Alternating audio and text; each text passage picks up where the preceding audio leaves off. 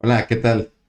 Qué gusto que se conecta con nosotros a otra sesión más de la Escuela de Desarrollo Cristiano de la Escuela, a otra sesión más de la Escuela de Desarrollo Cristiano de la Iglesia Bíblica Torrefuerte.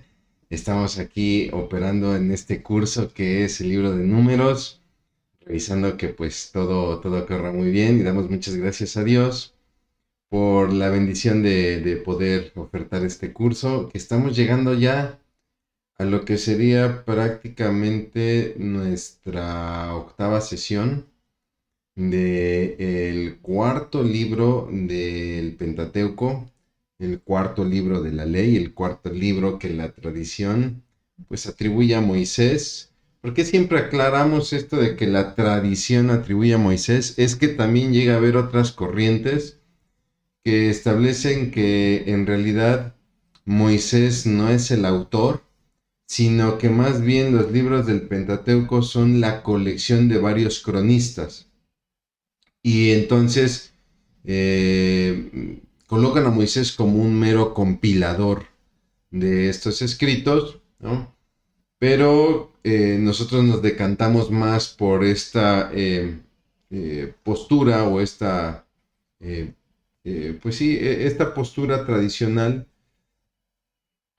que propone a Moisés como el autor, sobre todo por cómo se desenvuelve el lenguaje, ¿no? Cómo se desenvuelve el lenguaje en los escritos, donde de repente las expresiones son en primera persona, ¿no? Es cierto, hay muchas de las expresiones que se hacen en tercera persona y Dios dijo a Moisés, más que escribir y Dios me dijo, ¿no? Si es que Moisés es el que escribe.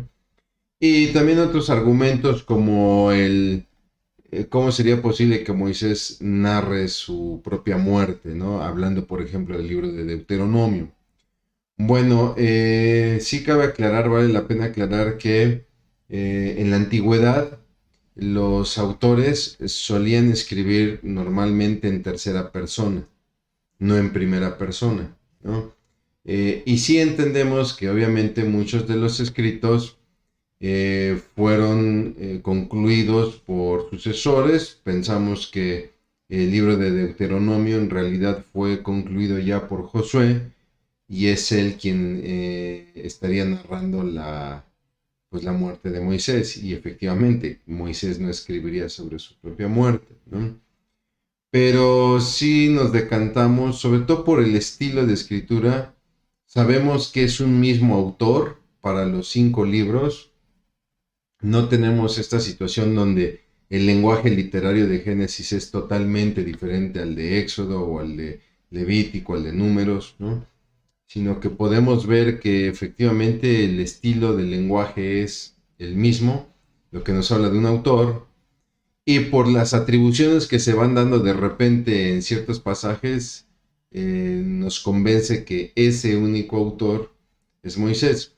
No negamos la posible participación de quizá algunos escritores en algunos fragmentos, ¿no? Que complementen o inclusive que hagan una especie como de comentarios. Y esto que le estoy compartiendo sucede en toda la Biblia, en todos los libros, ¿no? Cuando uno estudia, por ejemplo, a los profetas, uno tiene que estar consciente que muchas de estos oráculos proféticos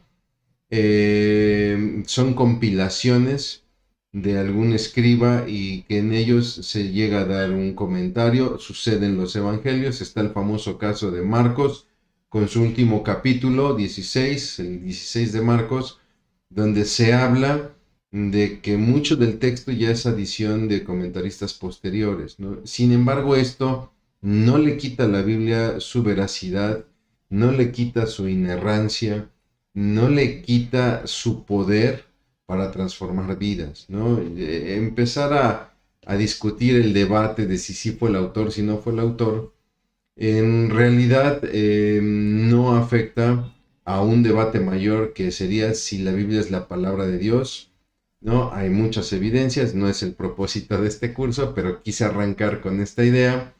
¿Por qué? Porque veíamos la sesión anterior de la pluma de Moisés, como él narra uno de sus fracasos, de sus tropiezos, que le costará muy caro, ¿no?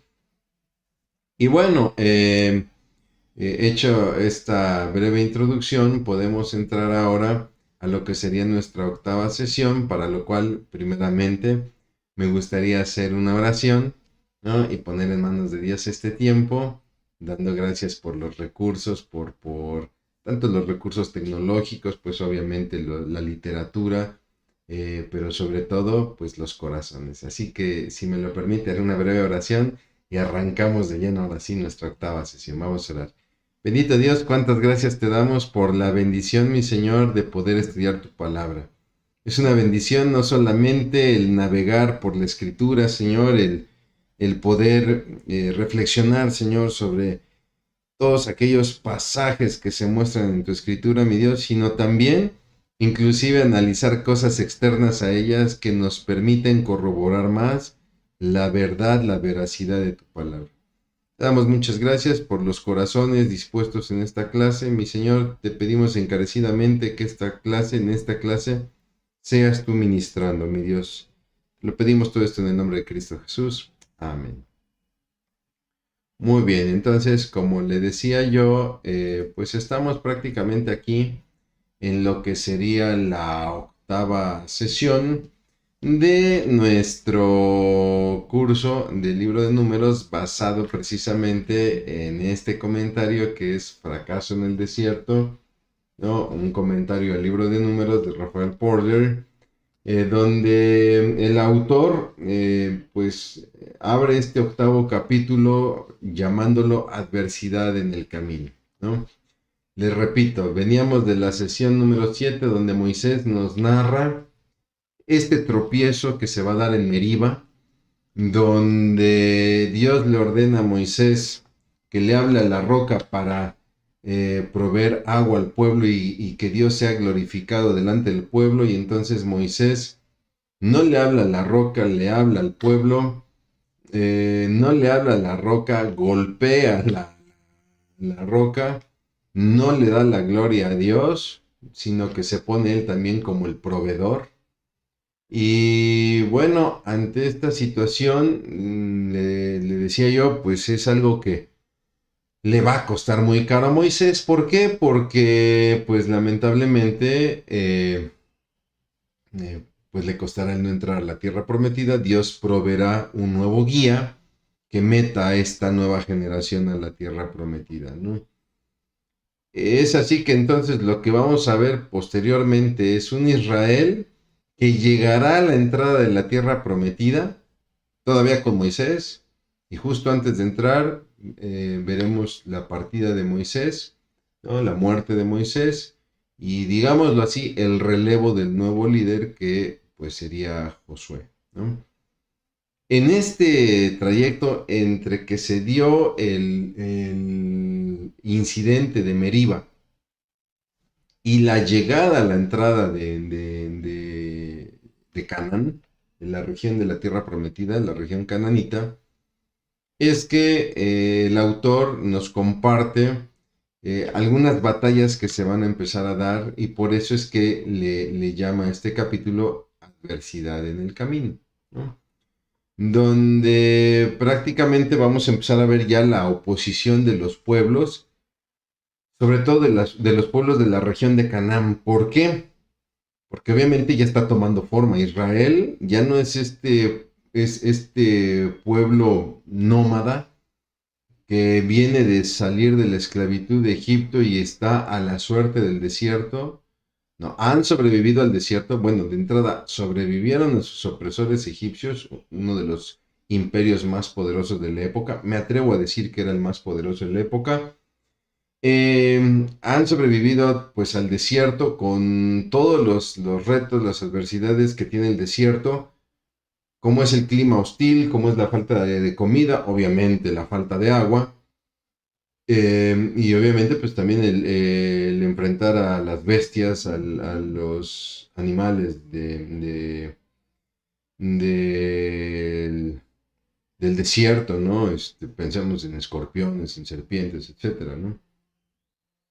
El pueblo ya ha pasado por todo esto, el pueblo ha superado todo esto. Y entonces se ha fortalecido y se vuelve, pues sí, lo podemos decir así, ¿no? Se vuelve una amenaza para, se vuelve una amenaza, pues para ya las naciones que se han enterado del plan de Dios, ¿no? Las naciones se han enterado del plan de Dios, que es entregar esa región como tierra prometida, y lo que quizá en algún tiempo parecía algo, pues, si me lo permite usted, como un sueño guajiro, pues ahora ha tomado forma, y ahora sí, el pueblo de Israel comienza a ser una amenaza para todos estos pueblos. ¿Qué vamos a estudiar en esta lección? Vamos a ver la confrontación que se dará, por ejemplo, contra Edom, ¿no? Y contra un grupo de reyes, ¿no? Que entre ellos, pues los amorreos, los amonitas, ¿no? Y empezaremos a ver lo que son las primeras victorias de Israel. Esta es la línea histórica que estamos siguiendo y obviamente de ella vamos a extraer principios bíblicos que nos ayudarán a nosotros en nuestro caminar cristiano y en la formación de nuestro corazón. Nunca perdamos de vista esto cuando estudiemos Antiguo Testamento, ¿no? Tenemos que ver la esencia que formará nuestro corazón cristiano. Entonces, una vez establecido esto, vámonos a la primera parte donde le decía yo, pues viene lo que sería la llegada a Edom. Israel llega a Cades Barnea, que es una meseta que está en la región de Joab, que es el lugar, le decía yo, volvieron al lugar, después de 40 años, Israel regresa a un lugar que es muy significativo para él. ¿Por qué? Porque es en esta meseta de Cades Barnea donde el pueblo falla delante de Dios, falla en la fe, no le cree a Dios en este pasaje famoso de los 12 espías, donde 10 de ellos no le creen a Dios y entonces eso les cuesta vagar 40 años en el desierto. Es así entonces que ahí en Cades Barnea el pueblo se rebela, Dios los castiga, los condena a vagar 40 años en el desierto, ellos se dan cuenta de su error, quieren entrar a la tierra prometida y son derrotados inmediatamente por los pueblos de Canaán. Y entonces viene el bagaje en el desierto, ¿no? Bueno, pues han pasado 40 años, ha muerto esta generación incrédula, ahora los hijos están por tomar la promesa de la tierra prometida y nuevamente están en Cades Barnea, que es una región, es una meseta. Recordar que una meseta es una llanura que se encuentra en una elevación, ¿no? Y bueno, pues esta meseta de Moab colinda con la región de Edom. Para partir de Cades Barnea hacia lo que sería Canaán, el pueblo tenía que atravesar por algo que era conocido como el Camino Real. Le puse aquí un mapa. Yo sé que el mapa es muy pequeñito, la verdad es que por espacio entre texto, imagen y todo, pues el mapa queda muy pequeñito, pero voy a tratar de apoyarle en cuanto a la ubicación de lo que estamos hablando. Tenemos aquí prácticamente lo que sería, estoy indicando acá el mar Mediterráneo, y prácticamente aquí tenemos la zona de lo que es Egipto. De hecho, aquí se logra ver lo que sería el Nilo con sus distintas desembocaduras, ¿no? Y de este lado tenemos el Mar Rojo, ¿no? Con el famoso canal de Suez. Este sería el Mar Rojo. Y este mapa en particular nos está mostrando, como bien dice aquí, el éxodo de Egipto, es decir, la salida de Israel de Egipto, ¿no? Ellos salen de Egipto y entonces ellos se dirigen hacia esta región donde está el monte Sinaí.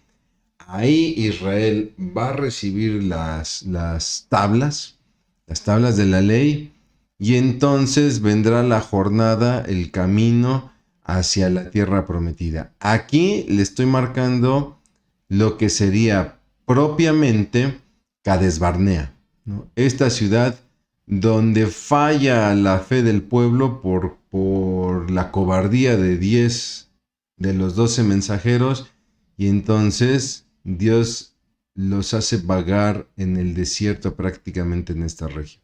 Bien, es importante entender dos rutas comerciales en esta región de la Palestina.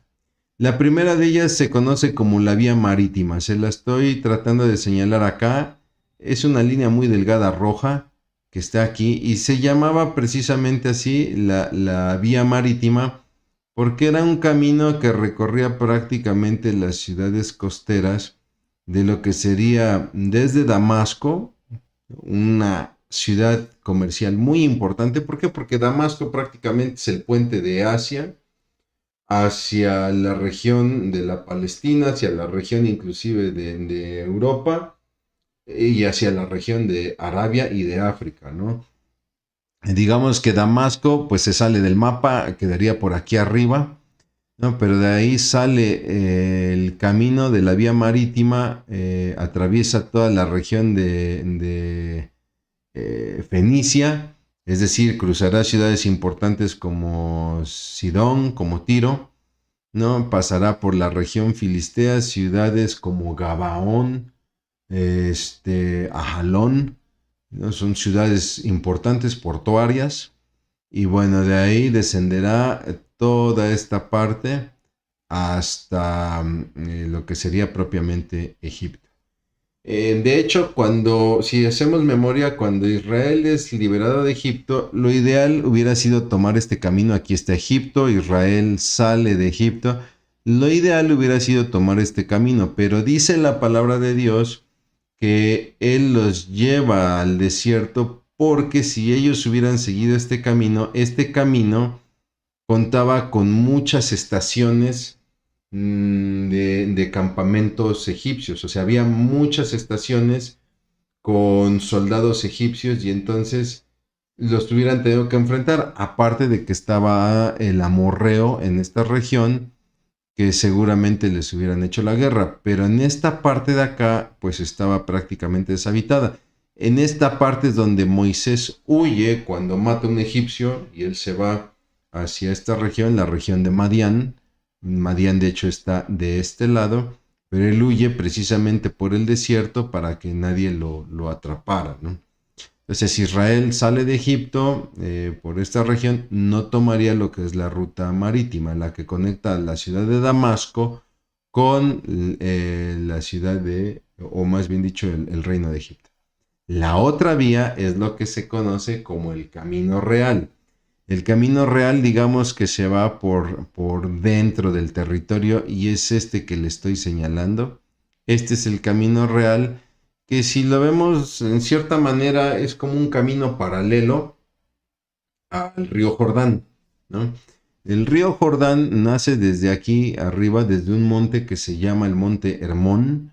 Es una montaña muy alta que todo el año tiene hielo en la cima, entonces ese hielo se está derritiendo, discúlpenme la expresión, se está deshielando y entonces alimenta el río Jordán que corre prácticamente por acá, llega a este pequeño punto que se conoce como el lago de Genesaret o el mar de Galilea, ¿no? Lo que vemos descrito en el Nuevo Testamento como el mar de Galilea.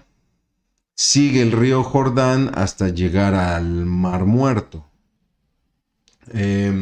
Yo sé que la imagen es muy pequeña, sé que muchos de ustedes siguen estas clases a través del celular, pero le invito a que pueda consultar ahí en su Biblia, ¿no? O en internet ya mapas más grandes. Yo estoy tratando aquí como de guiarle, ¿no?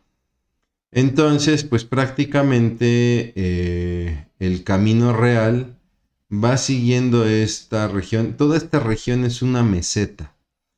Espero poderme dar a entender, ¿no? Si tratamos de entender el terreno, me voy a ir desde el mar hacia adentro. Tenemos el mar Mediterráneo, ¿no? Obviamente, pues todo esto es costa, es playa. Y tenemos que entender que aquí viene una cordillera, es decir, una cadena de montañas en esta región. Para de ahí descender a lo que sería el río Jordán, que une el mar de Galilea y el mar Muerto, ¿no? Y después vendrá otra región que se eleva aquí en esta parte, otra región montañosa, para de ahí toda esta parte se eleva la región montañosa y viene una planicie que es prácticamente esta región de acá, que es el desierto de Arabia, que conecta, digamos, con lo que sería el Golfo Pérsico, el Mar de Arabia, ¿no? La península arábica. Este camino real es muy importante porque va a conectar la ciudad de Damasco también con la ciudad de Egipto. Obviamente es lógico, lo podemos ver, no tiene el acceso tan directo como la vía marítima, pero era un camino importante porque por este camino uno transitaba ciudades muy importantes como era Jericó, ¿no? Donde también se comerciaba demasiado. Y este camino era el que conectaba con otro camino aquí en el sur, que iba de la región de Arabia a la región de Egipto. Entonces, prácticamente estos dos caminos eran los más utilizados en la antigüedad. La vía marítima por toda la costa del Mediterráneo y el camino real que se iba por lo que se conoce como la parte oriente, la parte occidental del río Jordán. Bueno, ¿por qué vino toda esta explicación? Porque Israel está aquí en Cades Barnea, ¿no? Y se va a dirigir hacia la meseta de Moab, que es esta región de acá. Para lo cual, lo más indicado era seguir por este camino, que es el camino real, que tenía que atravesar la región de Edom. La región de Edom es un terreno difícil porque si tratáramos de ilustrarlo desde una vista satelital, Edom es una meseta, es un terreno plano, ¿no? Producto de la elevación de una montaña, y uno lo ve desde arriba, desde una distancia muy lejana, es un terreno plano, pero si empezamos a hacer un zoom como el que hacen los satélites, vamos a empezar a descubrir muchas grietas. Hay muchas grietas en esa meseta y estaríamos hablando de grietas profundas. Entonces no es tan fácil caminar ese terreno, y mucho menos con un pueblo que lleva mujeres y niños, animalitos, etcétera. ¿Por qué? Porque de repente hay grietas, ¿no? Y entonces había un camino que me permitía, daba digamos un poco de más recorrido, de más vuelta, pero me permitía evitar todas estas grietas, y ese es el camino real. Atravesaba la ciudad de Edom. Para que me pueda ayudar a entender, una ciudad famosa de la región de Edom, o lo que en el Nuevo Testamento se conocerá como la Idumea, ¿no? Es precisamente la ciudad de Petra. Si usted busca ahí en internet, en imágenes, busca Petra, usted va a ver unos edificios que están incrustados en las paredes de grietas, de barrancos muy profundos, ¿no? Bueno, Israel tendría que caminar por arriba de esos barrancos y se iba a topar con un terreno muy difícil. Lo mejor era irse por abajo del barranco en el camino real. Y para ello necesitaba atravesar la ciudad de Edom, de la cual, recordemos, es una ciudad que funda Esaú, el hermano de Jacob, ¿no? Entonces, la nación de Israel, esta nación fundada en los 12 hijos de Jacob, de Israel, bueno, pues está llegando a la ciudad fundada por el tío, por Esaú. Entonces, pues, obviamente hay parentesco en estos dos pueblos, ¿no? Obviamente eso le lleva a pensar a Israel que va a recibir apoyo de Edom, ¿no? Y Moisés envía mensajeros al rey de Edom, pues para solicitar el apoyo de atravesar el territorio. Moisés se va a apoyar del argumento del parentesco que existe entre los dos pueblos y ahí en la petición inclusive habla acerca de nuestros padres, ¿no? Dando la referencia de los patriarcas, para ser más precisos, de Jacob y de Esaú. Sin embargo, pues va a haber una negativa por parte del rey de Edom. Y pese a que Moisés trata como de buscar un punto en común, ¿no? Y trata de decirle a Edom, oye, nosotros hemos salido de Egipto, el viaje ha sido complicado, pero Dios nos ha ayudado. Simplemente déjanos cruzar tu tierra. Edom se niega, ¿no? Y todavía Moisés insiste, mira, no vamos a tomar nada de tus frutos, no vamos a sacar agua de tus pozos, solamente permítenos pasar por el camino real o el camino principal. Pero la respuesta de Edom es agresiva, dice, no pasarás y si te acercas saldré contra ti armado. Y entonces podemos ver que pues en realidad el argumento del parentesco entre los dos pueblos pues no tenía peso para Edom. Disculpe, entonces vemos todo lo contrario, ¿no? Vemos una actitud muy hostil de parte de los edomitas. Y no solamente eso, sino que en un futuro Edom se va a aliar a los enemigos de Israel, sobre todo cuando tenga oportunidad de ver caer a Israel, ¿no? O sea, estamos viendo a un pueblo que no solamente no reconoce el parentesco con Israel, sino que si estuviera en sus manos lo desaparecerían. Esta actitud de parte del pueblo de Edom, uno podría pensar, pues es que a lo mejor Israel representaba un riesgo para Edom y ellos pudieron pensar que era falso esto de dejarlos pasar sin tomar nada y al final de cuentas los iban a conquistar. No, estamos hablando de Edom, una gran nación comparado con Israel, que en ese entonces era un pueblo nómada pequeño.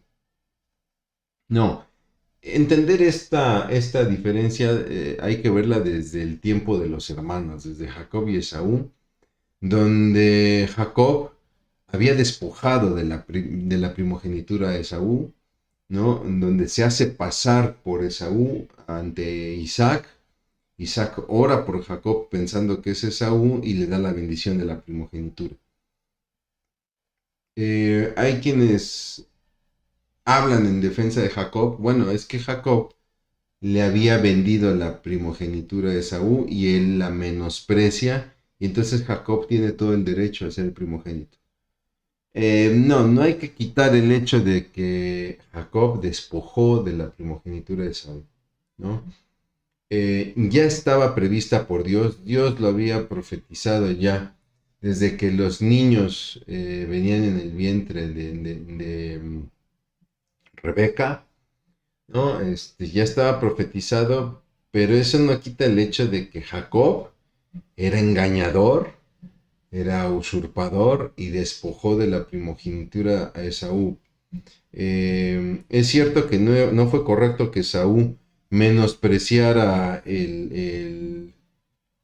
la bendición de la primogenitura por este caldo rojo, ¿no? Pero vemos a un Jacob que sí estaba interesado por obtener este beneficio a tal grado de empezar a comerciar con ello. Estoy tratando de pensar en un ejemplo. Es como si de repente una persona, no sé, trajera un celular y a mí me gusta su celular. Y entonces yo empiezo a insistir bromeando para que ese celular me pueda ser cedido, ¿no? Oye, ay, qué padre celular, un día se te va a perder, ¿no? Oye, ¿y qué onda? Si me vendieras tu celular, ¿en cuánto me lo vendes? Cosas así donde empiezo a ser insistente, ¿no? Y Jacob presenta un corazón muy similar. donde empieza a ser insistente en la primogenitura, a tal grado que un día viene muy cansado del campo de Esaú y le dice, pues, dame tu primogenitura por este caldo. Eh, el problema de Esaú es que le toma la palabra Jacob, ¿no? Y en el corazón de Esaú no hay la intención de hacer un negocio como tal, ¿no? Porque si eso hubiera sido, hubiéramos visto una muestra como que hubiera puesto uno la mano debajo del muslo de otro, o que se hubiera quitado un zapato y se lo hubiera entregado al otro, que era la manera de cerrar tratos, ¿no? Para Esaú es así como, sí, sí, sí, deja de estar bromeando, ¿no? Eso no quita el que Esaú no le diera la importancia que le correspondía a la primogenitura. Lo que debió de haber hecho Esaú era haber frenado a Jacob y hacerle ver que era un tema importante para Dios y para el sistema patriarcal de la época, ¿no? Sin embargo, pues Esaú entra en el juego, ¿no? No quiere decir que Jacob adquirió la primogenitura gracias a ese guiso. No, no, la Biblia nos comenta ese pasaje para ver el corazón de ambos. Uno que lo anhela y el otro que lo menosprecia. Pero es una realidad que Jacob sí se hace pasar por, sí usurpa, o sea, sí, pues discúlpeme la expresión, sí agandalla la primogenitura, ¿no? Y entonces esto se queda en el corazón de Saúl. Sabemos la historia, Jacob se sale de casa porque Saúl lo quiere matar. Llega a la casa de Labán, donde conoce a Raquel, de quien queda profundamente enamorado, y usted lo sabe, es engañado, le entregan por esposa a Lea, tiene que trabajar después por Raquel. Y cuando viene el regreso, es cierto, el encuentro es muy conmovedor, donde vemos a un Esaú que es verdad, honestamente, él sale a recibir a su hermano con gusto, ¿no? Y se entiende que por un tiempo ellos estuvieron gozando de una muy buena relación, de un buen reencuentro. Sin embargo, la Biblia nos lo dice en un pequeño comentario, dice que Esaú sale de vivir de la región porque no podía estar con Jacob. Lo que quiere decir que entonces empezó a haber diferencia entre ellos y Edom o Esaú, pues se mueve hacia la región que estamos estudiando, que es la Idumea. Entonces, ¿se imagina usted el corazón de los descendientes de Esaú? Donde ellos se sienten desplazados, se sienten usurpados, se sienten engañados, defraudados. Pues claro que tenían un odio contra Israel. Pero claro, eso no justifica lo que hace Edom, sobre todo lo que va a hacer cuando se dé, por ejemplo, el cautiverio. Edom será de los primeros que, pudiendo ayudar a Israel, le dará la espalda, y no solamente eso, sino que acusará a Israel con Babilonia, acusará a Judá con Babilonia, y no dudará en entregar a Babilonia. ¿Por qué? Porque el anhelo de Edom era que Babilonia se llevara cautivo a Judá y el territorio ya quedara en posición de Edom. De ahí es que se entienden las profecías que escribe Abdías, uno de los profetas menores. Yo le invito a que con tiempo lea usted al profeta Abdías, un profeta muy breve. El libro es muy breve, si no me equivoco. No recuerdo si es un solo capítulo o son 3 capítulos, pero es un escrito muy breve. Disculpe usted el lapsus brutus. Pero es así que uno entiende el porqué de las profecías, que son un juicio. La temática de las profecías de Abdías es el juicio que Dios tiene contra Edom por darle la espalda a su hermano. Bueno, Edom sale al encuentro con un ejército, sale al encuentro para hacer la guerra a Israel.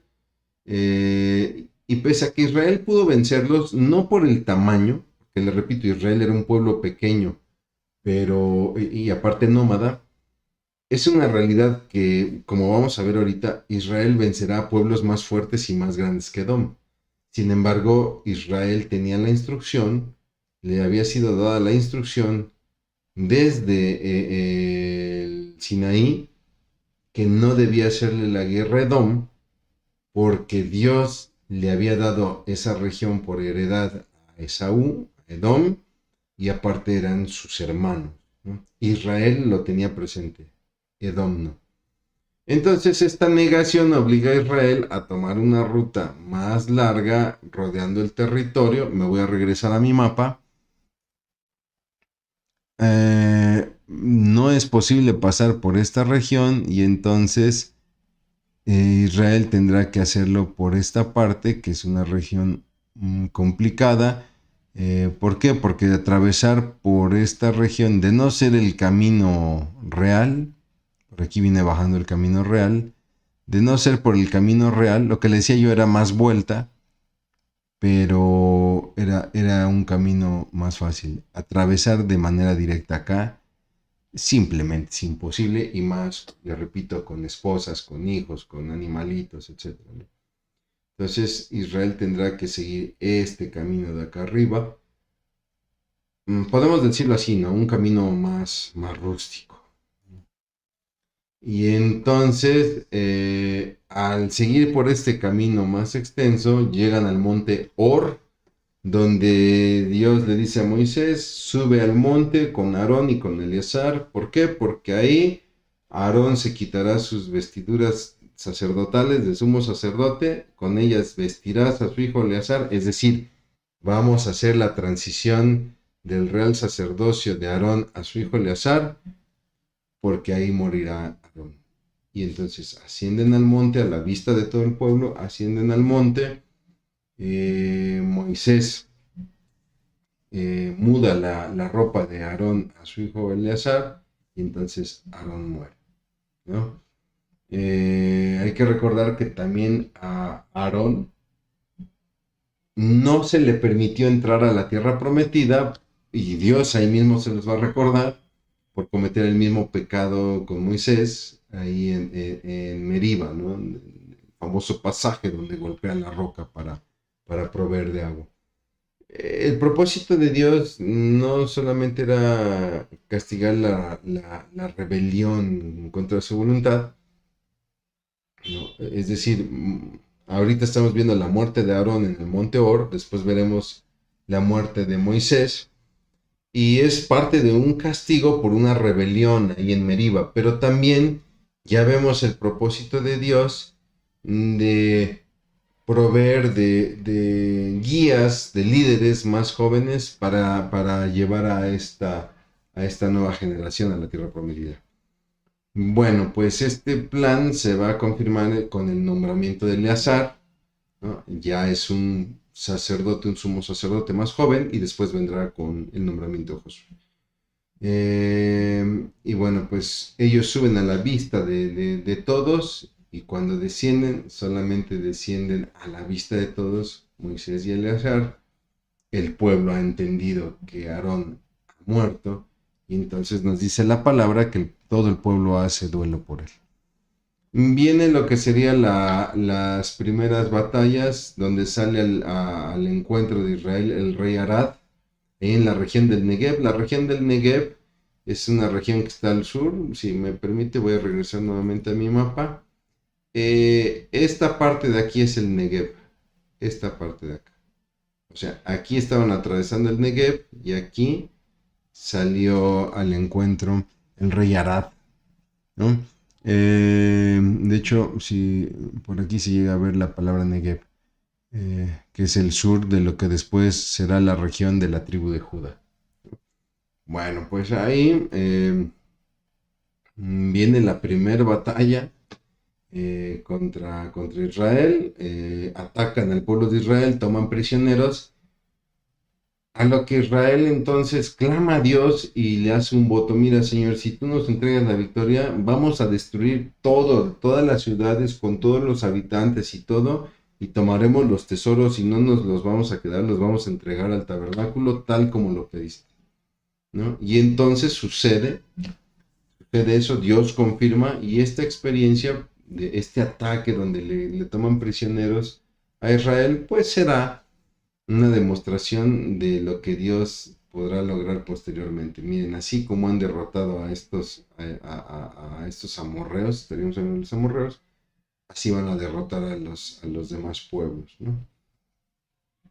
Entonces, le repito, pues se vuelve significativo el lugar. ¿Por qué? Porque Israel quiso entrar por su propia fuerza.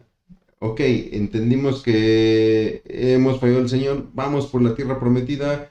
Moisés dice, no, el Señor ya no está con ustedes, ellos insisten, son derrotados y ahora están adquiriendo una victoria. ¿Cuál es la diferencia?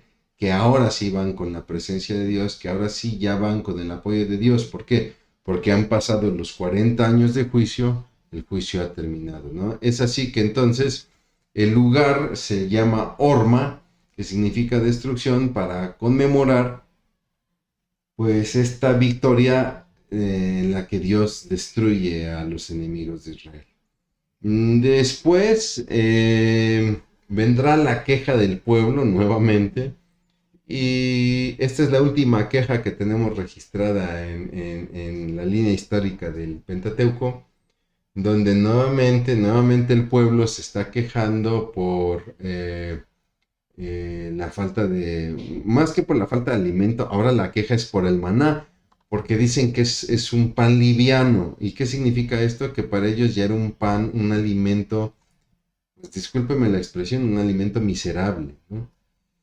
Y entonces nuevamente expresan su anhelo por regresar a Egipto porque ya estaban mejor, ¿no? Aunque no era cierto. Y expresan esto a pesar de todas las bendiciones en las que Dios había sido. Dios entonces los castiga con serpientes venenosas que comienzan a traer mortandad en el pueblo, y nuevamente asisten con Moisés para que puedan interceder, pueda Moisés interceder por el pueblo, y Dios le ordena a Moisés hacer una serpiente, es decir, una serpiente venenosa, la figura de una serpiente venenosa de bronce que esté atada a un palo, a un asta, a un poste, para que todo aquel que fuere mordido por una serpiente venenosa volteara a ver a la serpiente de bronce y bueno, pues fuera sanado, ¿no? De aquí muchas personas toman el argumento para decir que la idolatría está permitida por la Biblia, porque aquí vemos cómo el pueblo adora a la serpiente y la serpiente lo sana. Bueno, número uno, nunca habla de adorar a la serpiente, solamente dice de voltear a verla. Y número dos, la serpiente no sana, lo que sanaba era la fe en la palabra de lo que Dios ha dicho. Yo tengo fe en que el Señor ha dicho que si yo veo esa serpiente, Él me va a sanar. Esa es la gran diferencia, ¿no? Entonces, de repente estos argumentos de es que no adoramos a los ídolos, simplemente los honramos a través de una imagen representada, y tratan de tomar este pasaje como fundamento. No, no hay fundamento. Y aparte, el decálogo israelita establece que no debemos hacernos imagen alguna de cosa semejante en la tierra, sobre la tierra, por debajo de la tierra, para representar a Dios, ¿no? De hecho, es muy interesante la referencia que Cristo hará de este pasaje ahí cuando le habla a Nicodemo en Juan el capítulo 3, donde Jesús refiere este pasaje y toma la imagen de la serpiente como un símil, como una alegoría de la salvación que Cristo hará posteriormente en la cruz. Bien, es así entonces que, disculpe, estoy acá. Vendrá la victoria también sobre otros reyes, ¿no? Vendrán los otros reyes amorreos, en este caso los de la región de Basán. La palabra ahí en el capítulo 21 nos empieza a narrar toda una serie de viajes que hará el pueblo de Israel. Le puse aquí en el texto hasta arriba todos los lugares. Por ejemplo, está Arnón, que es un río, que es el que marca la frontera con el amorreo y el moabita. Está Ber, donde Dios ahí también les va a proveer de agua. Ahí no se registra una queja, y pareciera que como que Dios se anticipa, ¿no? ok, aquí van a pasar sed, entonces les provee de un pozo y ahí el pueblo celebra, no se registra una queja y entonces el lugar se le conoce como el canto del pozo. Y bueno, otros lugares hasta que llegarán ahí a Pisga. Y en toda esta travesía nos dice que está mencionada en el libro de las guerras del Señor, un libro que pues, actualmente está perdido, ¿no? Es así que amorreos y basanitas van a tratar de frenar a los israelitas que ya cada vez se vuelven una amenaza más real, pero pues van a ser derrotados por los propios israelitas. Y entonces los amorreos pedirán permiso a Seón, rey del... los israelitas le piden permiso a Seón, rey de los amorreos, al igual que con Edom, de cruzar el territorio también por el camino real, igual sin tomar alimento ni agua de los pozos. Seón niega la petición, sale con su ejército a pelear como lo hiciera Edom, pero aquí sí es muy diferente. ¿Por qué? Porque Israel entendía, con Edom no, porque Dios instruyó que es nuestro hermano. Pero aquí no, aquí sí se da la batalla y bueno, pues Israel va a ganar la victoria y con ella pues toda la comarca de Basán y toda la frontera con los amonitas. Recordar que los moabitas y los amonitas son pueblos que surgen de los hijos de Lot. Estos hijos que tendrá como producto del incesto con una de sus hijas. Este suceso, esta victoria, va a crear un proverbio, una especie de refrán para recordar la obra que hizo Dios de derrotar al enemigo, ¿no? Como juicio por los pecados de estos pueblos, en particular de los moabitas y los amorreos. Después viene ya la victoria sobre el rey de Basán, sobre Og, rey de Basán, ¿no? Ya había derrotado a algunos basanitas y algunos amorreos. Aquí ya sale al encuentro el rey de Basán, Og, y ya Dios le dice al pueblo, yo ya se los entregué, ya son de ustedes, el pueblo lo cree, y entonces Basán, en la ciudad junto con su rey, es totalmente eliminado, ¿no? Se llega a destruir a los hijos, a las mujeres, etcétera, que uno diría, ¿qué Dios permite eso? No olvidemos que eran pueblos de mucha maldad y que la conquista de Israel es parte de un juicio que Dios hace sobre estos pueblos que también tuvieron su oportunidad de arrepentimiento, etcétera, pero que simplemente no quisieron escuchar a Dios, y Dios siempre ocupa esta manera de tomar otro pueblo como juicio, ¿no? Como parte del juicio para castigar esta maldad y ignorar a Dios, ¿no? Y bueno, ya que Basán fue totalmente eliminado, pues Israel llega ahora sí a la entrada de la tierra prometida, ahí a Jericó. Le voy a mostrar nuevamente el mapa, lo tengo acá. Ahora sí, Israel ha cruzado esta parte del Negev. Aquí es donde cruza a la región del Moabita. Aquí estaba el Amonita, cruza Moab y va a llegar a esta región donde aquí se ve el río Jordán y atravesando el río está la ciudad de Jericó. Bien, Israel ya está a la entrada de la tierra prometida. Y aquí está. Ahí van a permanecer unos días ya para empezar a preparar la toma de la ciudad. Y es ahí donde Moisés va a escribir su libro de Deuteronomio para posteriormente ya partir con el Señor y vendrá el relevo de Josué, ¿no? Y bueno, pues en todo este lapso, en todo este libro vemos a un Dios que ha proveído a Israel por 40 años y al único que restaba pues era simplemente confiar en Él, ¿no? Y bueno, mi hermano, mi hermana, para terminar, algunas preguntas de reflexión, ¿no? ¿Cómo responde usted ante la aspereza de sus hermanos en la fe? Es decir, Israel confiaba en el apoyo de Edom por ser su pariente y sin embargo Edom es muy áspero, es muy agresivo. ¿No le ha pasado eso en la iglesia o en el cristianismo? Donde de repente usted te está pasando una circunstancia y busca el apoyo de hermanos en la fe entendiendo que va a encontrar ese apoyo y resulta que son a veces hasta los que peor le juzgan, ¿cómo responde usted ante esa aspereza? Porque Israel nos deja una lección muy importante en este pasaje, ¿no? Entiende que Edom es su hermano, que aunque es hostil y es agresivo, es su hermano, y no osa levantar una mano. Y muchas veces cuando nosotros recibimos un trato duro o áspero de nuestros hermanos, no nos tentamos el corazón para reaccionar en contra de ellos y olvidamos que son nuestros hermanos en la fe.